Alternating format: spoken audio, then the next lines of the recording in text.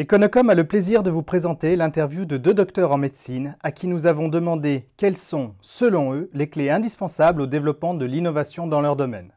Il s'agit du docteur Marc Brouxot, évoquant la chambre revalidante, et tout d'abord, le docteur Éric Lefebvre nous parle de la télémédecine.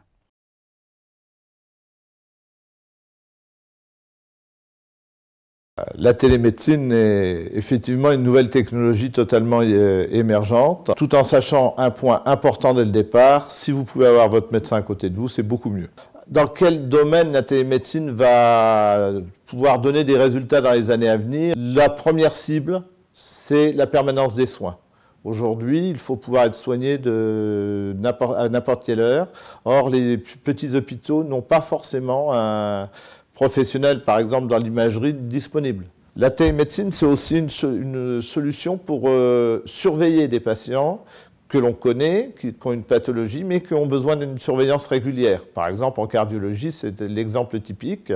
Enfin, dans le reste du monde, il y a des tas d'endroits aujourd'hui, et même parfois aussi en France, où de toute façon, la médecine n'allait pas encore, et où difficilement, la télémédecine est une des solutions pour apporter cette médecine à des endroits où de toute façon on ne pouvait pas aller. Rajouter quelque chose, c'est toujours complexe et pour la plupart des collègues, quelque chose dont ils n'ont pas forcément envie au départ, parce qu'ils ont peur que ça envahisse un peu leur vie et que ça leur complique leur exercice plutôt que de l'améliorer. Sur le plan des personnels, il faudra envisager, et c'est déjà le cas, une formation. Les gens ont peur des nouvelles techniques au départ et puis s'aperçoivent que finalement c'est pas si compliqué. La prise de conscience du besoin de la télémédecine est maintenant en route, c'est une évidence. Reste à inventer un certain nombre de choses. D'abord des nouveaux modes de financement.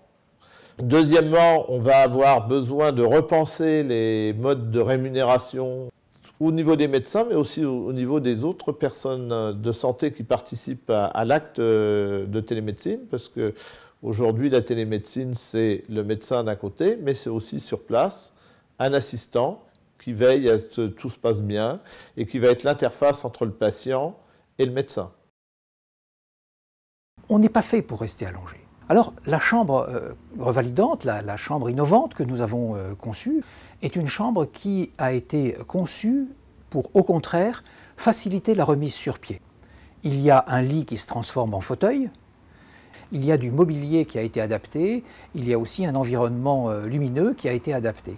Il y a un accès multimédia avec une tablette multimédia très facilement accessible. Quand un médecin ou un soignant utilise ce terminal multimédia en présence du patient, il peut lui expliquer ce qu'on va lui faire. Il peut lui expliquer l'intervention qui va avoir lieu, l'intervention qui a eu lieu, regarder avec lui l'évolution de ses résultats et donc associer beaucoup plus le patient à son histoire, à ce qu'il est en train de vivre.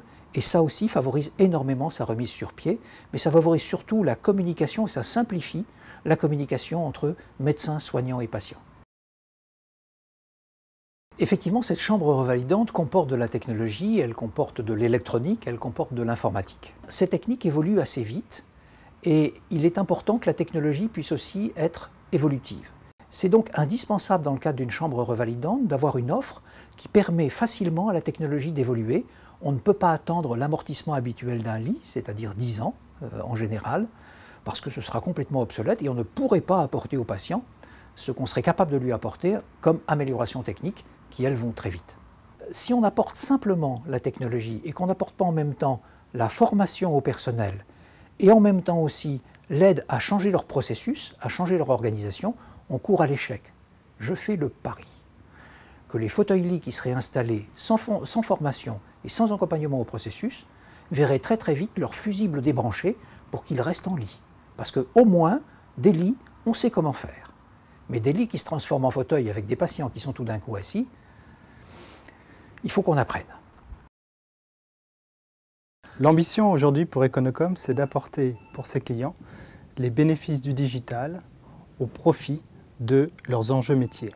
C'est pour ça que sur le domaine de la santé, nous avons concentré nos efforts sur quelques usages, rassemblé autour de nous un écosystème de partenaires technologiques qui ont la même vision que nous, à savoir écouter et comprendre les attentes et les enjeux des professionnels pour imaginer la technologie de demain. Déployer des solutions innovantes qui marchent techniquement n'est plus une question aujourd'hui. Pour autant, ça ne suffit pas à ce qu'elles soient adoptées. Au-delà de l'intégration et de la maîtrise technologique d'Econocom, c'est la combinaison de nos expertises qui nous permettent aujourd'hui d'apporter des solutions digitales facturées as a service. Et ça, c'est apporter à l'établissement des réponses à d'autres contraintes fortes qu'elles ont, à savoir maîtriser des budgets annuels, permettre l'adaptation du déploiement de la nouvelle technologie par rapport à la courbe d'appropriation des professionnels.